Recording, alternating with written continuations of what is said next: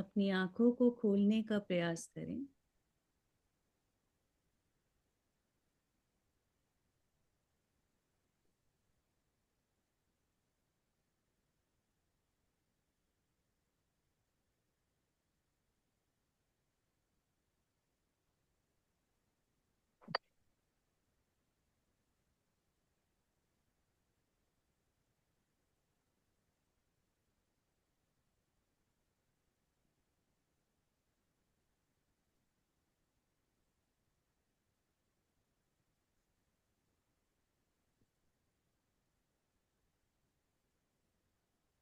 धन्यवाद गुरु जी।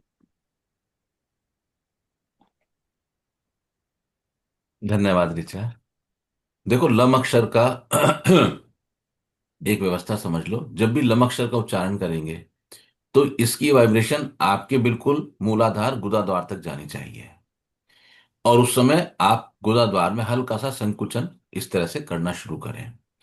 तो जैसे जैसे आपका मूलाधार चक्र एक्टिवेट होगा या मजबूत होगा, तो मूलाधार के एक्टिवेट होते ही संसार की जो समस्याएं हैं उनसे आपको निकलने का मार्ग मिलना शुरू हो जाएगा। मेरे को जीवन में बहुत समस्याएं हैं, इसका अर्थ यह है कि आपका मूलाधार कमजोर है। जिसको जीवन में प्रॉब्लम है उसका मूलाधार कमजोर है। जिसका मूलाधार कमजोर है, वीक है, उसका संसार कमजोर है, उसको संसार में कष्ट है। लम अक्षर मूलाधार चक्र को शक्ति देते हैं। तो आप धीरे धीरे महसूस कीजिए। आप महसूस करें, जब आप ओम अक्षर का उच्चारण करते हैं तो वाइब्रेशन पूरे शरीर में आता है। जब आप लम अक्षर का उच्चारण करते हैं तो वाइब्रेशन पूरे शरीर में नहीं आता है। ये आपकी नाभि से होके नीचे गुदाद्वार तक जाना चाहिए। ठीक है, बताएं ऋचा, आपकी आवाज हल्की आती है। कौन डॉक्टर साहब, आप पढ़ेंगे ऋचा की बात? जी बस, गुरु जी, पढ़ता हूँ। बोलिए।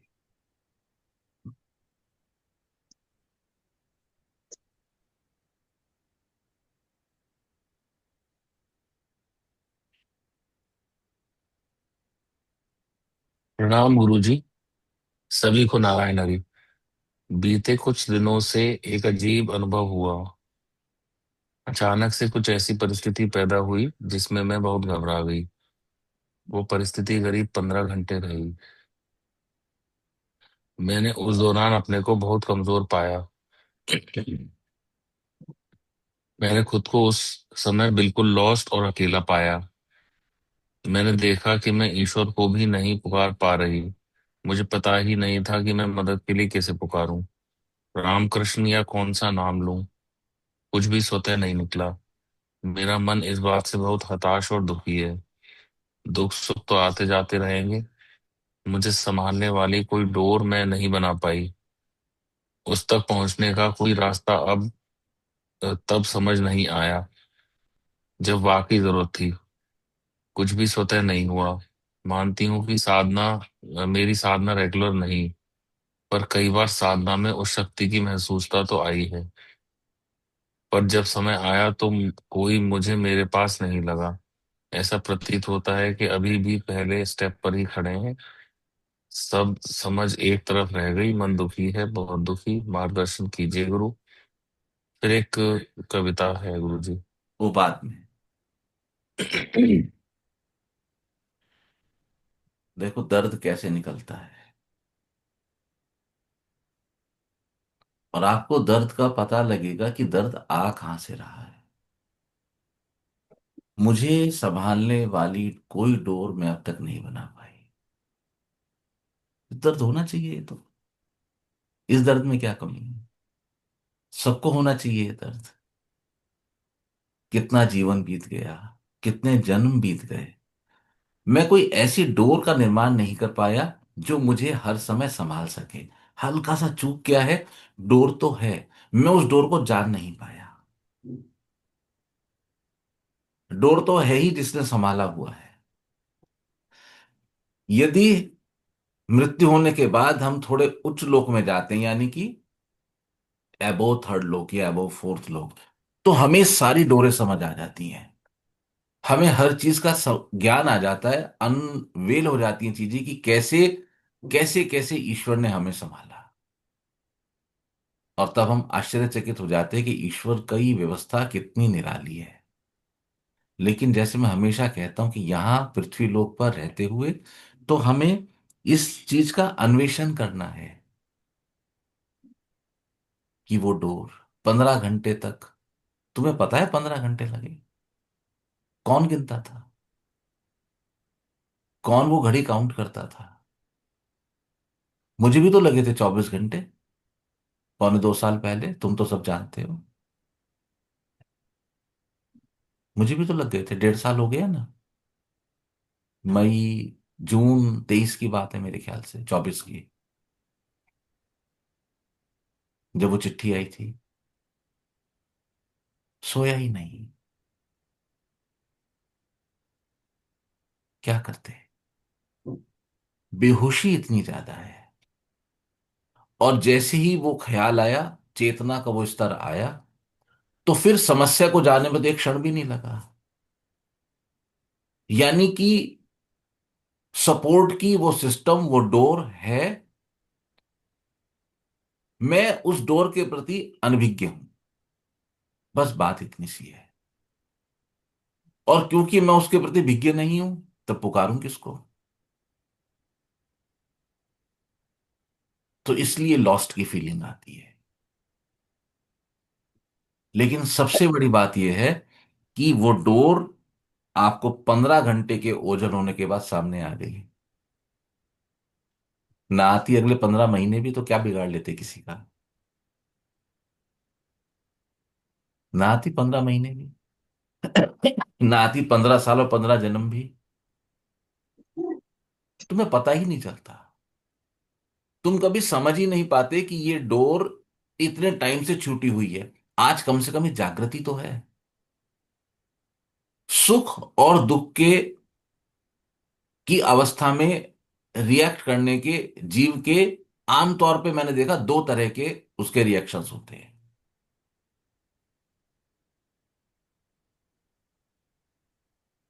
एक व्यक्ति दुख के समय में संकुचित हो जाते हैं, भीतर चले आते हैं,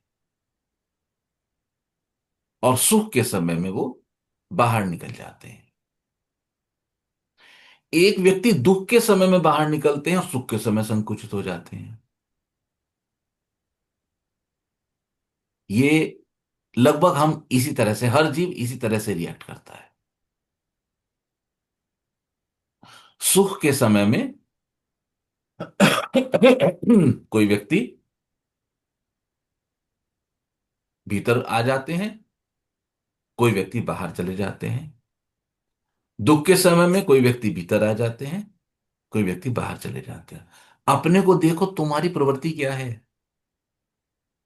तुम सुख के समय में संकुचित होने की प्रवृत्ति रखते हो, तो जो व्यक्ति दुख के समय में संकुचित होने की प्रवृत्ति रखेगा, उसको दुख को काउंटर करने में अधिक प्रॉब्लम्स आएंगी। क्योंकि अगर आप दुख में संकुचन में आ रहे हैं, यानी कि इंट्रोवर्ट हो रहे हैं, तो आप अपना दुख या कष्ट किसी को कम्युनिकेट नहीं कर रहे हैं।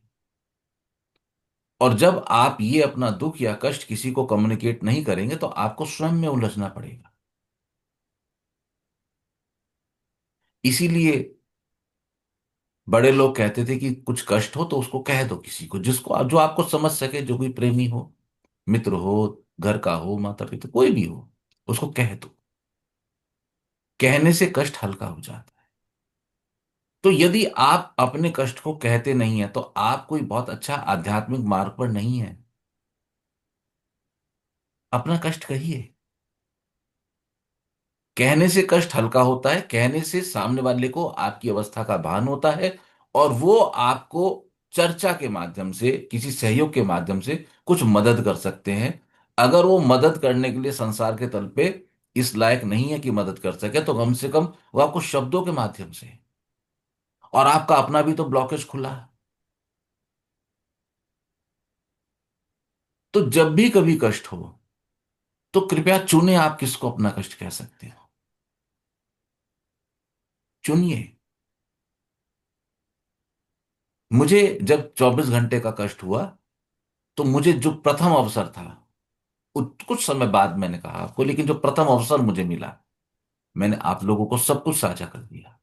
और सब रिकॉर्डिंग अवेलेबल है, उसमें कोई चोरी नहीं है, सब कुछ अवेलेबल है। बस नाम नहीं लिया शायद उसमें मैंने। ठीक है, और सामाजिक कुछ मान्यता है, उनका ख्याल रखना चाहिए। तो ऋचा, आप अपने को थोड़ा देखना कि जब दर्द आता है तो आप भीतर चली आती हो क्या? अगर आप ऐसा करती हो तो आप एक गलत मार्ग पर हो। अपने को मत बताओ कि आप बहुत सुखी हो, अपने को संसार को बताओ आप जैसी हो। मैंने सहज की एक बहुत अच्छी आदत महसूस करी, सहज की व रुद्रप्रिया की भी। और ये आदत उनकी एक कंसिस्टेंट बिहेवियर पैटर्न है। आज से नहीं, मैं जब से सहज को जानता हूं, 12 या 14 साल से, ये सहज का कॉन्टिन्यूस पैटर्न है। सेम पैटर्न रुद्रप्रिया का है। काफी हद तक ऐसा पैटर्न आनंदमयी का भी है। इन्हें कोई कष्ट आता है, समस्या आती है, बच्चे की तरह टू टू टू टू शुरू करते हैं, बच्चे की तरह। ये बिल्कुल अच्छा है। अगर सहज का फोन मेरे पास नहीं आता तो मुझे पता वो सुखी है। अगर सहज का फोन मेरे पास आता तो मुझे पता लग जाता कि कोई ना कोई कष्ट है। तुरंत, तुरंत संसार में जाएंगे, तुरंत एक्सट्रोवर्ट हो जाएंगे, अपनी बात कह देंगे। जैसे ही अपनी बात का बोझ सिर से उतारेंगे तो आधा समस्या तो वहीं हल होगी, हमने कुछ किया ही नहीं।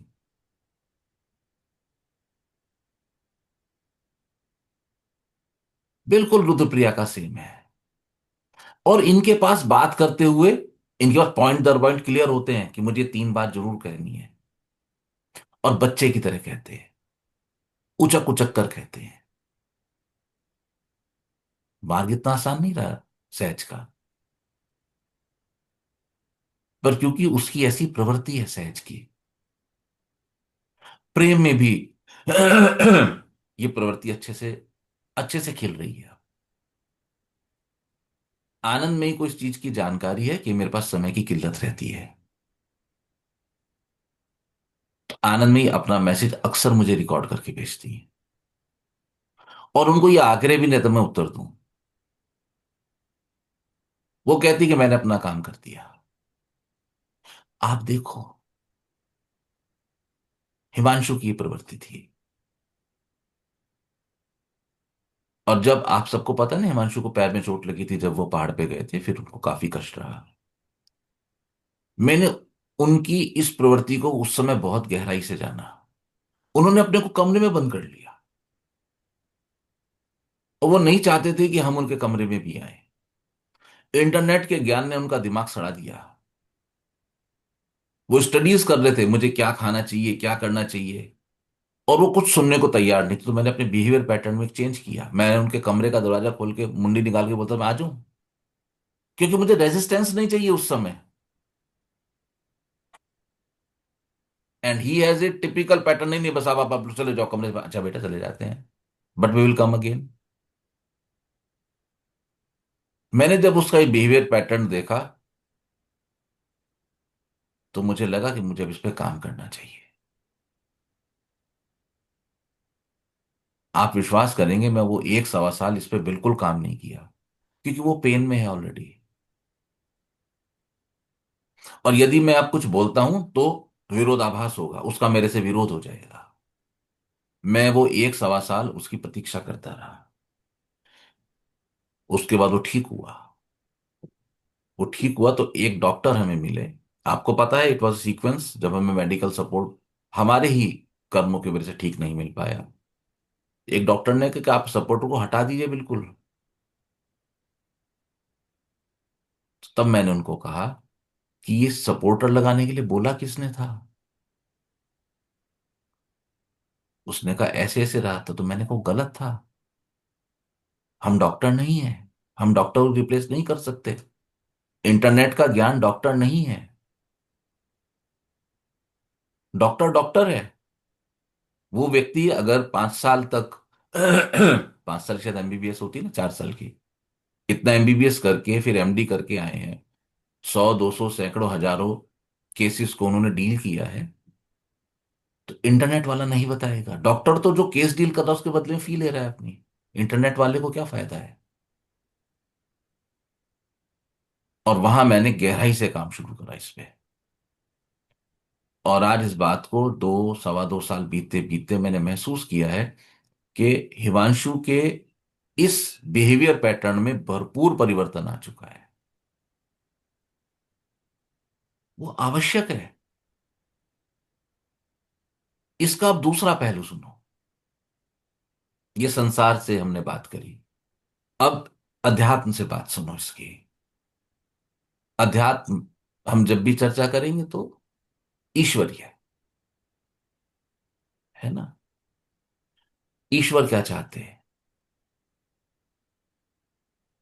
आप लोगों ने एक बात महसूस की होगी, यदि मुझे किसी चीज की, आप लोगों में से किसी से भी किसी भी सहयोग की आवश्यकता है, मैं उसको स्पष्ट बोलता हूं। महसूस किया है? मैं कभी पर्दे में नहीं रखता कि ठीक है मैंने घुमा के उंगली फेंक दी और आरती समझ जाएगी, सुशीला जी समझ जाएंगी। नहीं, मुझे ये चाहिए। अगर आपने कभी देखा हो, मेरी अगर कोई डिमांड है आप लोगों के साथ तो स्पष्ट होती है, बिल्कुल क्लियर। उसमें कोई दुराव छिपाव नहीं। तो मुझे पिछले दिनों आवश्यकता थी ऋचा की, मैंने इनको फोन किया और मैंने इनको स्पष्ट बोला मुझे ये मेडिकल प्रॉब्लम है और मैं ये पैटर्न पे इसका हल चाहता हूं, अब आप बाकी आप देखो। ऋचा कोई कंफ्यूजन था? नहीं, बिल्कुल क्लियर। उसके बाद ऋचा बीच में मेरे से खैर लगातार टच में है, वो उस केस को लेके माउथ के छाले वाला जो है लंबा प्रोसीजर था। तो ऋचा की इच्छा थी इसकी बायोप्सी कराई जाए, तो मैंने इनको बोला अभी थोड़ा ठहरते हैं। मैंने बोला था आपको, अभी थोड़ा ठहरते हैं, अभी थोड़ा रुकेंगे। और जो मेरे अपने क्लोज 2 4 5 मित्र थे उनको सबको बताया मैंने, कहा ये अवस्था है भाई। मित्तल साहब तो रोज फोन करते थे, दवाई ली? मित्तल साहब का रोज फोन आता था, आपने दवाई ली? शुरू में सुबह और शाम फोन आता था, आपने दवाई ली? तो क्या हीलिंग सिर्फ डॉक्टर की दवाई से हो गई क्या? जो व्यक्ति मुझे फोन कर रहा है, और आप में से बहुत लोगों के मुझे फोन, मित्तल साहब को मुझे नाम याद आ गया, आप में से बहुत लोगों के मुझे मैं उन दिनों यही टेलीफोन ऑपरेटर बन गया था। मैं जवाब देते, उसके बाद जब एक पैटर्न मेरा था, मुझे आराम आ गया, हफ्ते 10 दिन दवाई मैंने कम कर दी तो वो फिर बढ़ गया। और मैंने बता दी, मैंने कोई चोरी नहीं की। मेरे कई मित्रों के रेगुलर फोन आते थे, भाई लड्डू नहीं खाने में भी, दवाई ले ले तू। तो क्या ये आप लोगों के प्रेम से हीलिंग नहीं हुई क्या? बोलिए मुझे, क्या उससे हीलिंग नहीं हुई क्या? क्या मेरे भीतर मेरे मानस को ये ऊर्जा नहीं मिले? अरे कितना प्रेम करते हैं लोग मुझे। और जब मेरे भीतर वो प्रेम का एक प्रस्फुटन प्रारंभ हुआ, तो क्या उससे मेरी नाड़ियों में ऊर्जा नहीं आई क्या? तो ऋचा को शायद बुरा लगेगा, बता दो, अभी तक मैंने बताया नहीं है, बता देता हूं। मैं पिछले 1 महीने से डॉक्टर के यहाँ नहीं गया हूं। मैंने महसूस किया कि डॉक्टर साहब इसमें लाइट मार के देखते हैं, बस 800 रुपये लगते हैं। मैंने कहा धाड़ नहीं, अपने पास मोबाइल है, आप देखो जरा, ये साइज है।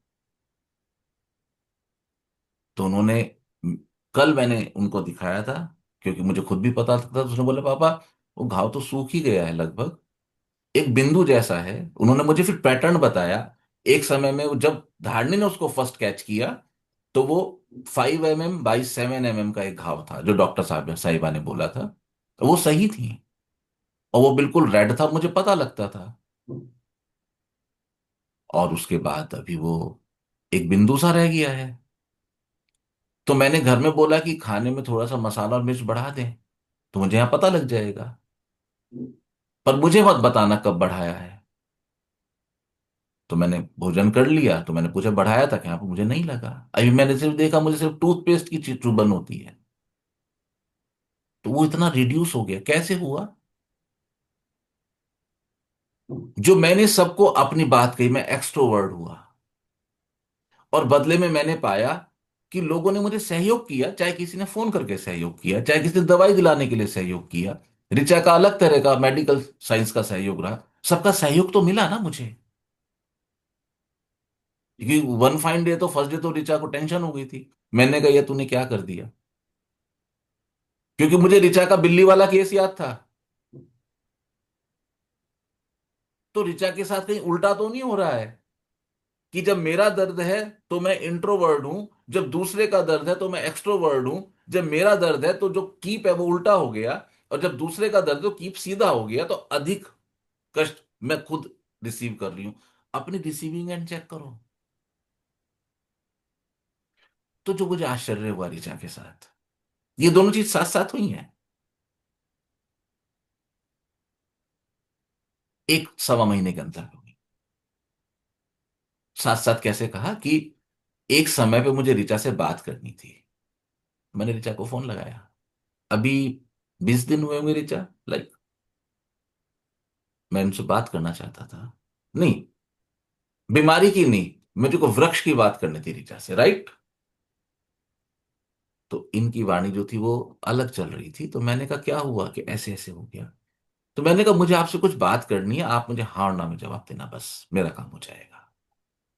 वो मैंने उनसे बात की। मैं उस दिन बहुत आश्चर्यचकित हुआ कि ऋचा ने मुझसे एक बार भी नहीं कहा कि गुरुजी मैं परेशान हूं, क्या करूं। ये मेरे लिए चौंका देने जैसा था। जबकि ऋचा एक बार अपनी बीमारी का अनुभव ले चुकी है 3 साल पहले, जब ये उज्जैन से आई थी वापस। मैंने मंत्र रिकॉर्ड करके भेजा, सेम स्थिति थी, अगर आप लोगों को याद हो तो। सेम अवस्था थी। डॉक्टर साहब आके गए थे। मैंने फोन किया, ऋचा मुझसे बात नहीं कर पाई, इसका मुझे बहुत दुख हुआ। वो इतना बीमार है, बात नहीं कर पाती, तो मैंने मंत्र रिकॉर्ड करके भेजा, याद है डॉक्टर साहब। नेक्स्ट डे वो रिलीव होके घर आ गई थी। उनको अनुभव आ चुका था। फिर भी ऋचा ने नहीं कहा कि गुरुजी मैं परेशान हूं, क्या करूं। आप मत पूछो कोई उपाय, मत पूछो कोई मत, अपना दुखड़ा तो रो दो। तब मुझे पता लगा कि यह सतह कितनी खुरदुरी हो चुकी है, कि अपना दर्द भी कहने से, दुखड़ा भी रोने से डरती है।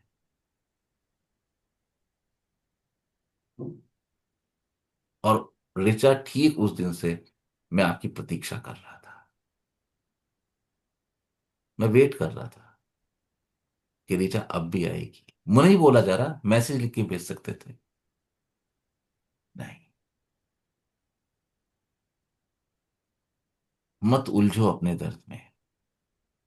क्योंकि अध्यात्म के तल से देखते हुए ईश्वर की सदैव इच्छा ही रहती है कि यहां पर हम मिलजुल के रहें, एक दूसरे का परस्पर सहयोग करें। तो जो सहयोग नहीं मांगते हैं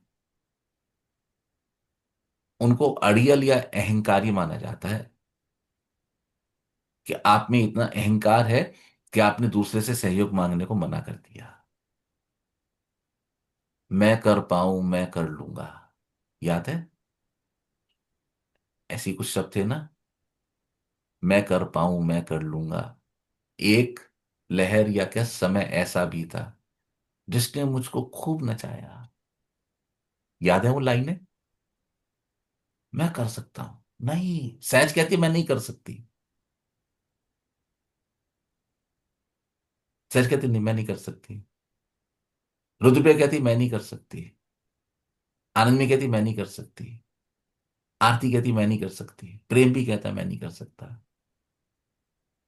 ज्योति का भी मैंने देखा है, ये अपने आध्यात्मिक तल पे ये बिल्कुल बालक बन के है। लेकिन संसार के तल पे अपना कष्ट वहां कह दो जहां कह सकते हो, चुन के कहना, बस इतना सा है। और यदि हम अपने जीवन की बहुत सारी अवस्थाओं में हम यदि नहीं कहते हैं लोगों से सहयोग के लिए, तो ईश्वर की बात अच्छी नहीं लगती है। क्योंकि यदि मैं किसी को सहयोग करूं, कोई मुझे सहयोग करें, तो पृथ्वी पर चलते हुए हम परस्पर प्रेम का वातावरण, एक अच्छा वातावरण निर्मित करेंगे। इससे और अन्य आत्माओं को भी प्रेरणा मिलेगी। नहीं तो एकला चलो, ये कैसे चलेगा। एकला तो तुम चल ही नहीं सकते। कोई तुम्हारे लिए गेहूं पैदा कर रहा है, कोई फल सब्जी पैदा कर रहा है, कोई मकान बना रहा है, कोई पेंट आके कर रहा है। आप तो अपने काम भी अकेला नहीं कर सकती जिसमें आपकी एक्सपर्टीज है। कोई आपको केमिकल्स देगा, कोई आपको मशीन देगा, आपको लोग लगेंगे, आपको व्यवस्था लगेगी, स्थान लगेगा, आपको इंजेक्शन लगेंगे।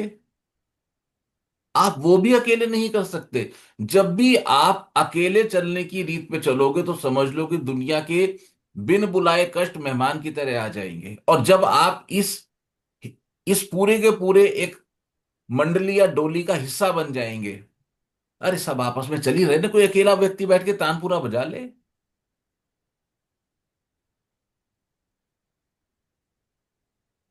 संगीत रिकॉर्डिंग होगी तो वायलिन भी कम से कम वायलिन वाले 20-25 होते हैं, हम लोग देखते हैं ना, बजाते रहते हैं। अपनी लय में लय मिलाओ, रोज तो कहते हो।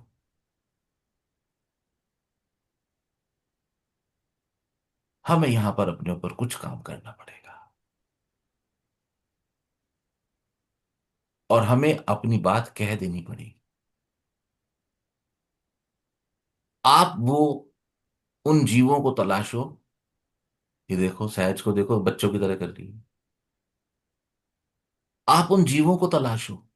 वास्तव में बच सारी समस्या यह है कि हम बड़े बन गए, बस, और कोई समस्या नहीं। हम बड़े बन गए। उन आत्माओं को तलाशो जो आपकी बात सुनने के लिए तैयार हैं। वो आपकी लविंग सोल्स हैं, क्योंकि वो आपको प्रेम करती हैं। तो आप उनका कुछ बोलो, उनको आपको सुनना पसंद है, वो आपको सुनेंगी। उनको कोई मतलब नहीं है कि ऋचा मेरे सामने आके गीत ही गाए, नृत्य ही करे, या मेरी सेवा ही करे, या भोजन ही कराए। वो कुछ भी सुनेगी। क्यों? उसके लिए ऋचा महत्वपूर्ण है। और ऐसे दो चार जीव आपको अपने आसपास मिल जाएंगे। अगर लविंग सोल हमारे आसपास इर्द गिर्द नहीं होंगी तो हम जीवन नहीं जी सकते अच्छे।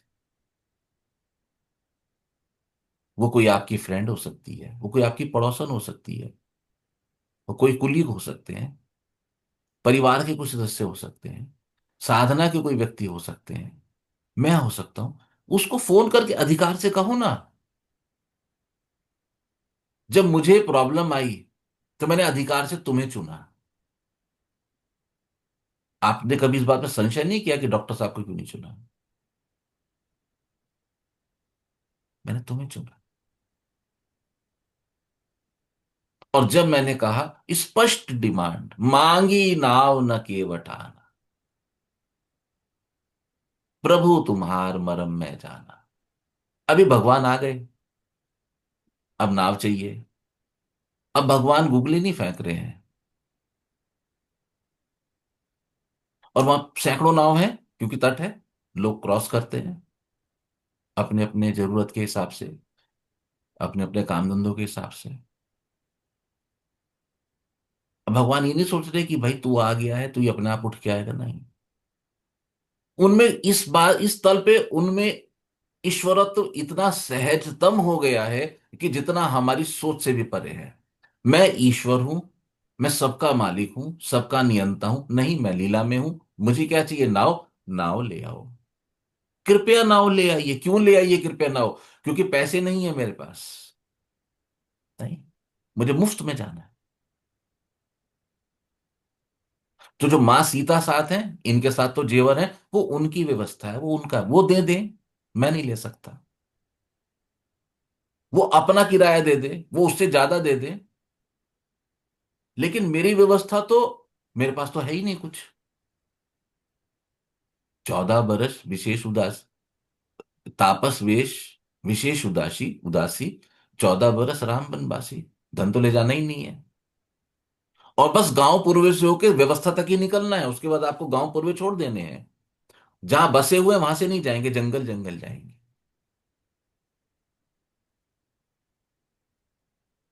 मांगी ना, मांग लिया। क्यों मांग लिया? ताकि वो आने वाली पीढ़ी के लिए ये व्यवस्था बताकर जाएं कि मैं लीला में होके डिमांड कर सकता हूं, तो तुम क्यों नहीं कर सकते? तुम क्यों नहीं कर सकते? मैं 15 दिन परेशान रहा। मेरे मन में भाव रहा, यार ये क्या व्यवस्था हुई। मैंने अपनी हॉरोस्कोप देखी, मैंने कहा ऐसी तो व्यवस्था कुछ है नहीं। कुछ दिन। पर जब ये इतने लोगों के फोन खटके और फोन आ रहे हैं किस लिए, दवाई ले लो, तो मुझे समझ आया कि इन सब का प्रेम जो है, प्यार जो है, वो मुझे हीलिंग दे रहा है। तो फिर मैंने उन फोन को एंजॉय करना शुरू कर दिया। फिर कुछ लोगों की मुझे समझ है इनके फोन आते दवाई के लिए हैं। और सच है, मैं दवाई भूलता था तो मैं फोन उठाते ही बोलता था मैंने दवाई ले ली। और अगर नहीं ली तो बोलता था भूल गया था, आपका फोन आ गया अभी ले, सत्य बताता था।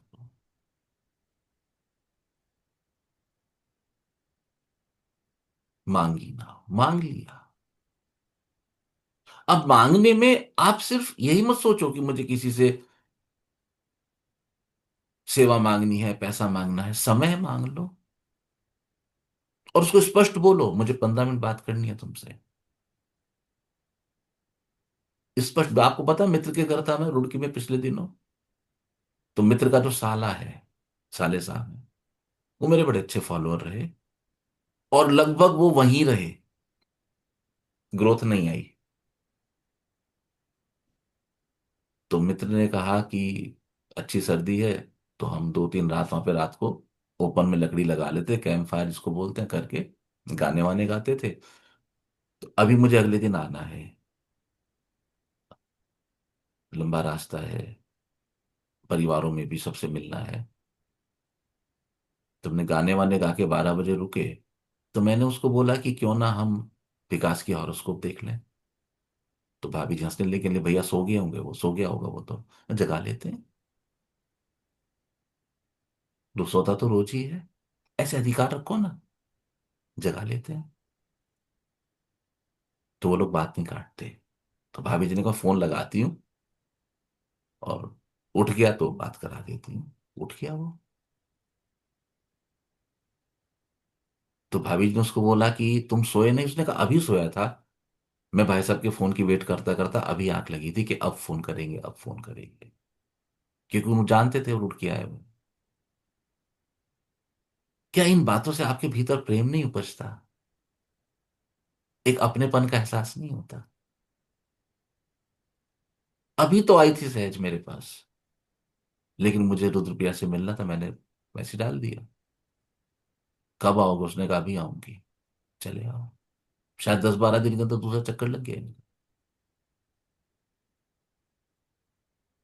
ऐसे रिचक कहो, उसको कहो जो आपके सुन सके।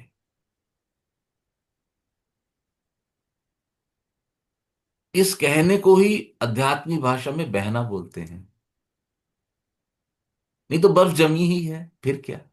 थोड़ी बह जाएगी तो किसी के गले को तर कर जाएगी, किसी की प्यास बुझा जाएगी, किसी के बदन पे शीतलता दे जाएगी। तो बर्फ तो सामान्यतः किसी काम नहीं आती, एज इट इज। हाँ, यदि वो परिवर्तित हो जाए जल में और बह जाए तो जीवनदायिनी गंगा बन जाएगी। मत घुसो अपने भीतर, मत घुसो। अपने पुष्प तलाशो। कौन कौन से पुष्प है तुम्हारे पास? मैं तुम्हें बोलता हूं ना हमेशा, आई एम ब्लेस्ड, बहुत बहुत रिच हूं मित्रों के मामले, बहुत सारे दोस्त हैं, बोलता हूं ना। और सभी की दोस्ती की मैक्सिमम की सिल्वर जुबली हो चुकी है। अपनी बात को कहें। जब आप अपनी बात को कहेंगे तो आप पाएंगे कि जीवन की लय और ताल में कुछ परिवर्तन आ गया है। आप कहिए। हो सकता है सामने वाला कोई आपको तत्काल उसका किसी भी तरह का कोई भी सॉल्यूशन ना दे सके, लेकिन मेरे प्रेमियों का मेरे समीप होना ही क्या कम है?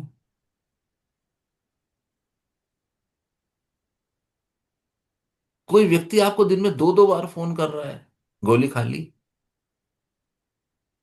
ये कैसा अजीब सा प्रेमियों का पागलपन है। और वो 20 दिन ऐसे गए कि मुझे सिर्फ जवाब देना था मैंने गोली खा ली, या बताना था कि भूल गया, सॉरी अभी खाता हूं। तो इतना प्रेम बरसेगा तो हीलिंग कैसे नहीं आएगी? क्या ये एक प्रार्थना नहीं हो सकती? क्या ये एक प्रार्थना नहीं है? ये भी तो प्रार्थना है। प्रेम ही प्रार्थना है। और जैसे जैसे आप खुलते जाते हैं एक पुष्प की तरह, ठीक उसी उसी तरह से आप सामने वाले को, अपनी लविंग सोल को अनुमति देते हैं आपके भीतर प्रवेश करने की। आप इस धरती पर अधिक परस्पर सहयोग के साथ बरत रहे हैं। और जब तक सामने कोई नहीं होगा ना, तब तक प्रेम भी ना प्रकट होता है, पुष्ट होने की तो बहुत दूर की बात है। प्रेम प्रकट कैसे होगा? हम तो संसार में हैं, ईश्वर तो दिखते नहीं। ईश्वर चाहते हैं परस्पर हम एक दूसरे को प्रेम करें। तो यदि मेरी तबीयत खराब और मैं आपको फोन करके कुछ मांगू, तो ये प्रेम ही तो है। प्रेम नहीं तो क्या है? ये प्रेम ही है। तो जैसे जैसे आप खुलते चले जाओ, आप पाओगे कि बड़ी ही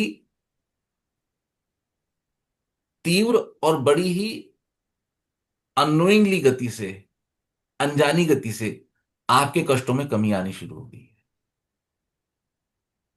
कह दीजिए। उन्होंने साफ साफ कह दिया, जो प्रभु पार अवसी का चाहूं, मोहि पद पदुम पखारन कहें। उन्होंने कहा नाव तो ठीक है, आप नाव मांगते हैं, लेकिन यदि आप जाना चाहते हैं पार मेरी ही नाव से, तो कृपया मुझे अपने चरण धोने के लिए कहिए। बात बढ़ गई। अभी वो चर्चा का विषय नहीं है। भगवान को कहना पड़ा, हाँ भाई, बेगी आनी पद पाए पखारो, हो तो विलंब उतार ही पारो। कहना पड़ा। ये प्रेम है। और अभी पैसे की कोई बात नहीं हुई। केवट क्लियर है कि मुझे यहाँ कोई फीस नहीं मिलने वाली है। पैसे की कोई बात नहीं हुई। और उसने भगवान को अधिक समय लगा के पार उतारा। ये हम बाद में कभी चर्चा करेंगे क्यों अधिक समय लगाया। और जब पार उतर गए, अब केवट उतरी दंडवत कीना, प्रभु ही सकुची यही नहीं कछु दीना। पिय ही की सिय जान निहारी, मनी मुदरी मन मुदित उतारी। कहेहु कृपालु लेहु रघु उतराई, केवट चरण गहे सकुचाई।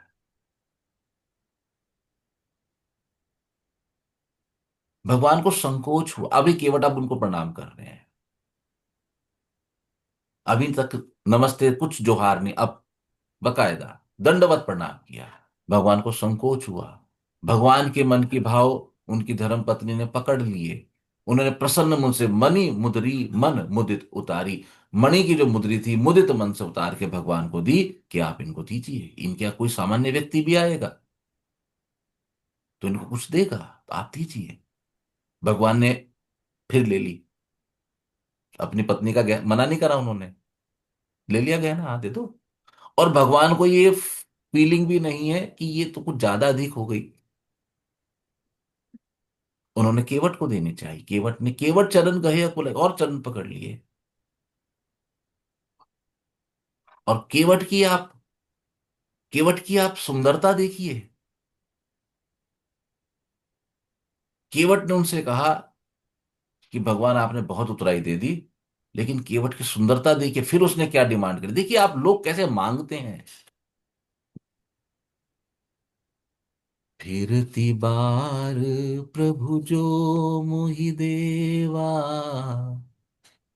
सोई प्रसादु में सिर धरि लेवा।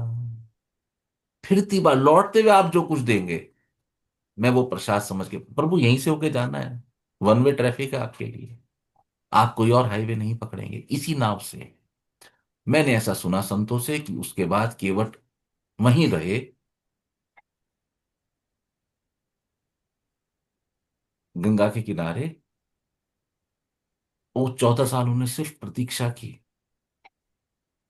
अब आ जाएंगे। और भगवान भी वादे कैसे पक्के निकले कि पुष्पक विमान से चले तो थे लंका से, लेकिन यहां लैंड किए वो गंगा तट पे और फिर क्रॉस किया, सीधे अयोध्या नहीं उतरे। वहां पे मिले केवट को। केवट चिल्लाया, नाव लाओ नाव लाओ, ईश्वर आ गए ईश्वर। ऋचा मांगना शुरू कर। मेरी बात को सब गांठ बांध ले। मांगना आध्यात्मिक है।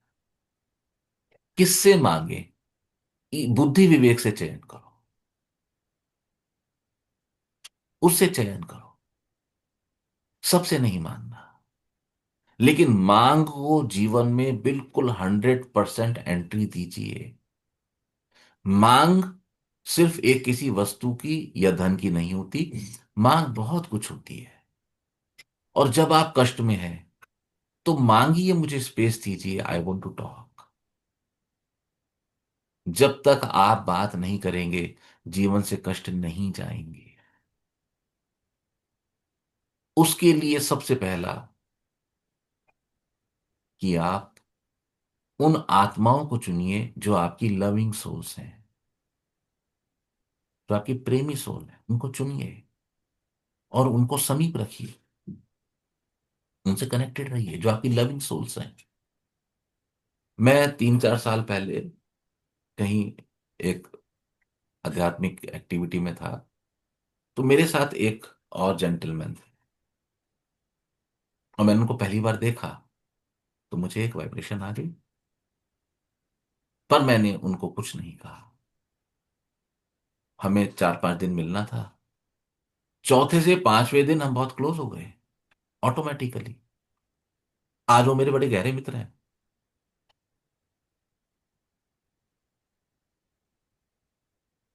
बहुत सारी आत्माएं हमारे समीप से गुजरती हैं। कोई हमारी न्यूट्रल सोल है, कोई हमारी एंटी सोल है, कोई हमारी लविंग सोल है। तो जो लविंग सोल है उसको समीप रखिए। वो आपको कभी भी मिल सकती है और इसे दोनों का हित है। तो आप उनको कहें। एक लेडी है लखनऊ में, उनकी और मेरी मुलाकात शायद 6-7 साल पहले हुई। आपको जान के आश्चर्य होगा, हम लोग कभी आज तक 1-to-1 नहीं मिले। लेकिन सोल के तल पे बात करें तो हम लविंग या कोऑपरेटिव सोल हैं।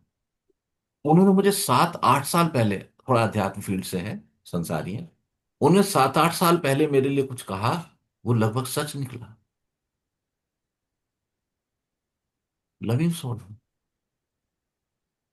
जिनके लिए मैंने आपको शायद बताया था कि उन्होंने मुझे फोन करके, उनकी एक क्लोज फ्रेंड, मेरी बहुत अच्छी, बहुत पूरा परिवार मेरा क्लाइंट बना, फॉलोअर है,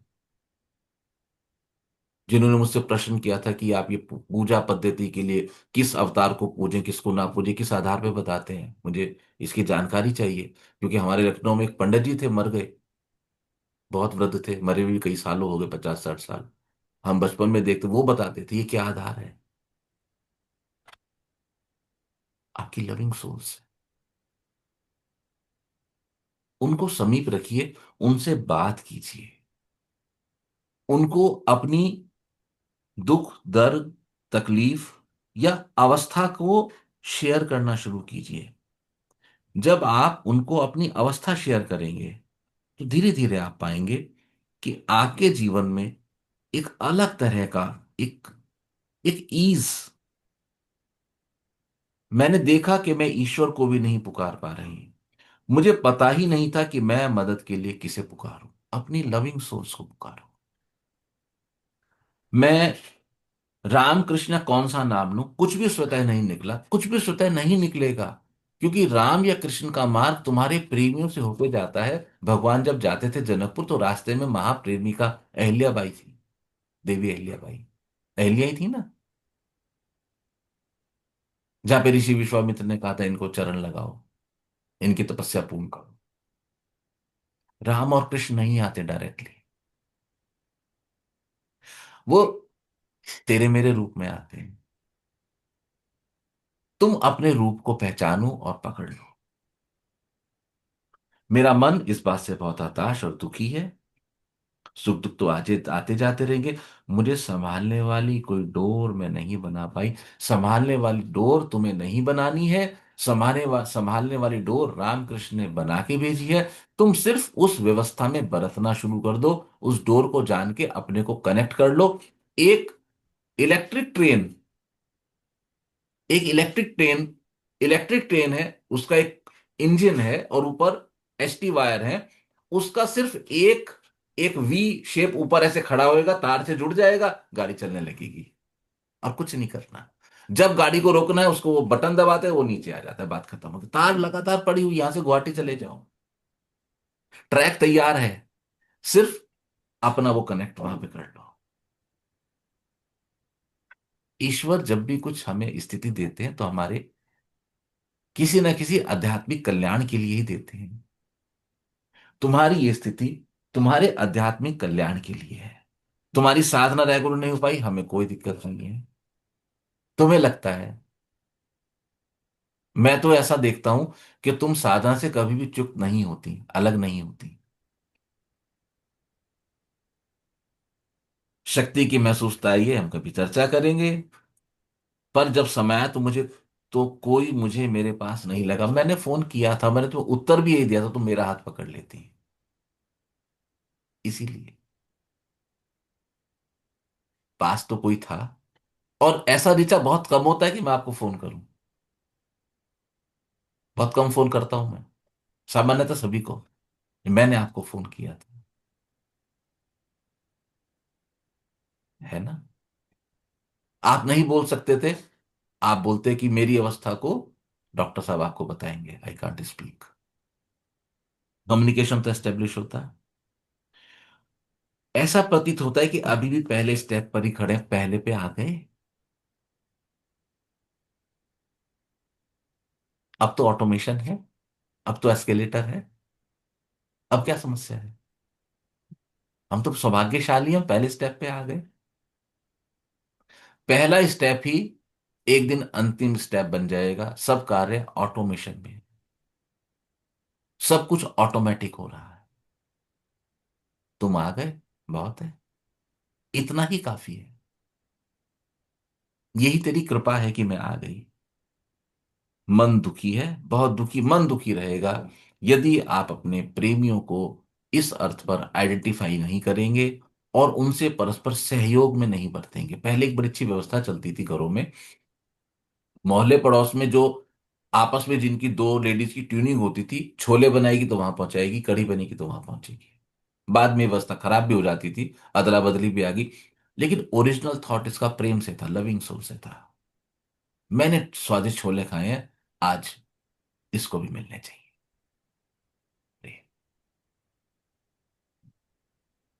ठीक है, आपको आपकी अवस्था का गाइडेंस मिल गया ऋचा। जी गुरु जी, बहुत फिर स्पष्ट ऋचा है। ने लिखा, हे ईश्वर, सुन ले मेरी पुकार, ना छोड़ मुझे मझधार। मांगू मैं बस एक डोर, जो खींच ले मुझे तेरी ओर। कैसी भी आए लहर, चाहे अमृत या जहर, मैं मीरा बन जाऊं, तेरी ओर खींचे आऊं। चाहे कितना भी हो वेग, चाहे किधर भी दे मुझे फेंक, तेरी ओर खींचे आऊं, तेरी खींची आऊं। आ ही रही हो, पहले स्टेप पर आ ही गई हो। आ ही गई हो, कोई ऐसी बात नहीं है। कोई गलती नहीं होती, ये अवस्था होती है। गुरुजी उस अवस्था में छोटे बच्चे की तरह परिस्थिति से बौखलाई हुई। मुझे कुछ समझ नहीं आया, हिम्मत भी नहीं पड़ी। क्यों नहीं पड़ी हिम्मत? मैं तो 15 दिन, 20 दिन, एक महीना पहले ही तुमसे डिमांड करके आया था, मेरी मदद करो, मेरी मदद करो। मैंने तो उस समय किसी ईश्वर को नहीं पुकारा था। मैंने नहीं पुकारा था किसी ईश्वर को, मैंने तो तुम्हें पुकारा था। तो क्या जब मैंने तुम्हें पुकारा तुमने मेरी मदद की थी? बताओ, की थी या नहीं की थी? मैं जिस डॉक्टर के पास जाता था उनसे बात करती थी तुम? 3 बार बात करी है इन्होंने उन डॉक्टर से। मैं उनको माफी मांगता था कि डॉक्टर साहब, आपको मैं इंसल्ट तो नहीं कर रहा, मेरे को इन डॉक्टर पर थोड़ा भरोसा है, आप पर भी है, लेकिन ये मेरे साथ एक जुड़ाव में है, एक प्रेम में है। तो डॉक्टर हंसने लगती थी। डॉक्टर सुनीता है ना, कहते नहीं नहीं, मैं ऐसे डॉक्टर को फील ना हो ना कि मेरी चीज को ऑथोराइज करा रहे हैं दूसरे डॉक्टर से, प्रेम से। तो तुमने मेरी मदद की या नहीं की? तो जब तुम्हारा अवसर आया मदद मांगने को, तुम कहाँ थी? ये क्या बात हुई? तो तुमने उस समय बच्चे की तरह नहीं बिहेव किया। बच्चा तो रो रो के गाता है, ऐसे हो गया, ऐसे हो गया, ऐसे हो गया, मैं वहां गया, मैं गिर गया, ऐसे रो रो के बताता है। तुमने बच्चे की तरह बिहेव नहीं किया, तुमने बड़े की तरह बिहेव। हमें बच्चे की तरह बिहेव कर, बालक की तरह। मुझे कुछ समझ नहीं आया, हाँ ये मैं मानता हूं, समझने हिम्मत भी नहीं पड़ी, क्योंकि मैंने वो रिलेशन एस्टेब्लिश नहीं की है। मेरी गलती थी शायद, नहीं गलती नहीं थी, ये अवस्था थी। इससे होके गुजर जाओ। हर आप सब जो मुझे सुन रहे हैं, जीवन में 3 से 4 से 5 ऐसी सोर्स आइडेंटिफाई करें जीवन में, जो आपकी बात को सुन सके बिना अपना गणित लगाए, जो सुन सकें, जो बीच में ये ना कहें कि मेरे साथ आप क्या, लोग क्या होता है, आप अपनी बात कहोगे उनका बटन दब जाएगा, वो अपनी बात शुरू कर देते हैं। नहीं, अगर तू पहले ही भरा हुआ है, इधर मैं भरा हूं, तो खाली हम तो लड़ाई हो जाएगी फिर। अगर मैं भरा हुआ हूं तो आप बोल ही नहीं सकते, क्योंकि मैं अपना चालू हो जाऊंगा। अक्सर ऐसे होता है संसार में, यू स्टार्ट टॉकिंग समथिंग, सामने वाला अपना गणित बोलना शुरू कर देगा, वो पहले ही भरा हुआ है, विरोध हो जाएगा। तो जो आपके प्रेमी होंगे, उनमें धैर्य हो, सुनेंगे आपको। मैं पहले बता के आया हूं ये बात, क्योंकि वो आपको सहयोग करेंगे। पृथ्वी पर अपनी हेल्पिंग सोर्स को आइडेंटिफाई कीजिए। जो भी आपकी हेल्पिंग सोल होगी वो आपकी मदद करेगी। धीरे धीरे अपनी बात कहिए, जल्दबाजी मत करिए, आइडेंटिफाई कीजिए। इस क्रम में जो काम ऑटोमेशन में होगा वो ये होगा कि जो आपकी लविंग सोर्स नहीं है, आप उनको भी आइडेंटिफाई कर लोगे। किसी ने कहा कि गेहूं साफ करना है, हाँ भाई कर दो। तो गेहूं साफ करने के क्रम में गेहूं एक तरफ हो गया और कंकड़ एक तरफ हो गए, काम एक किया था, सेक्शन 2 बन गए।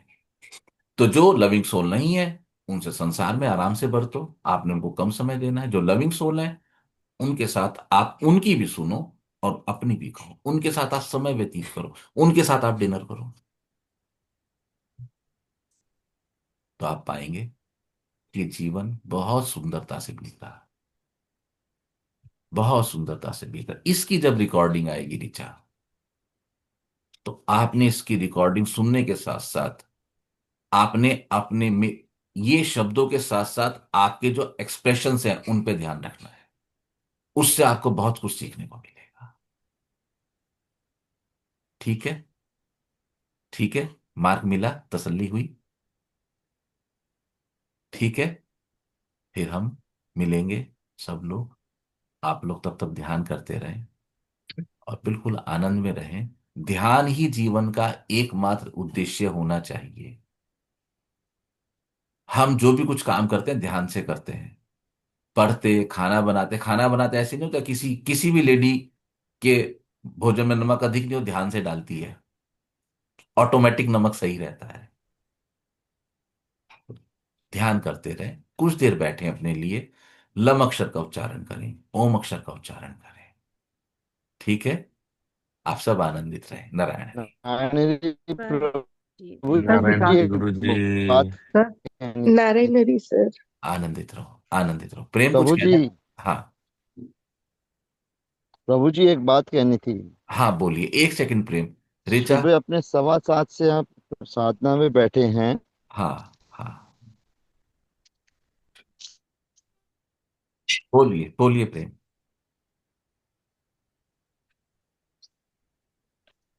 एक तोता है। हाँ, प्रेम आपकी आवाज नहीं आ बोलिए। रही है। हाँ,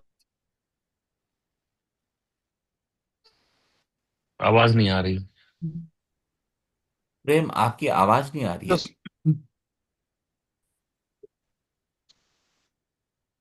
हेलो प्रेम।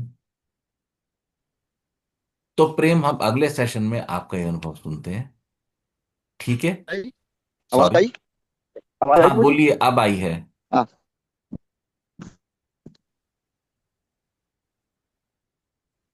नहीं एक प्रेम। प्रेम। सवा घंटा साधना करते हैं प्रेम अगली बार सुनते हैं, और आवाज एक साफ तो। नहीं आ रही है। नहीं आ रही आवाज।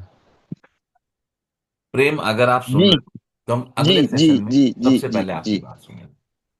ठीक है। ठीक है। फिर हम मिलते हैं, साथ जी में जी। प्रभु जी, पढ़ते जी रहो। प्रभु जी। नारायण है, लम नारायण। अक्षर का उच्चारण जी। करते रहो। ओम का उच्चारण करते रहो, जीवन बन जाएगा। जीवन नारायण। में कोई कमी नहीं है। कमी है तो थोड़ा सा मेरे करने में है। तो करने में संसार में नहीं करना है। इन ओम अक्षर का, लम अक्षर का उच्चारण करना है, थोड़े साधना के अनुभव ग्रुप में डालें। ठीक है। ब्लेस यू ऑल, आप सब आनंदित रहें। नारायण। नारायण हरि। नारायण है।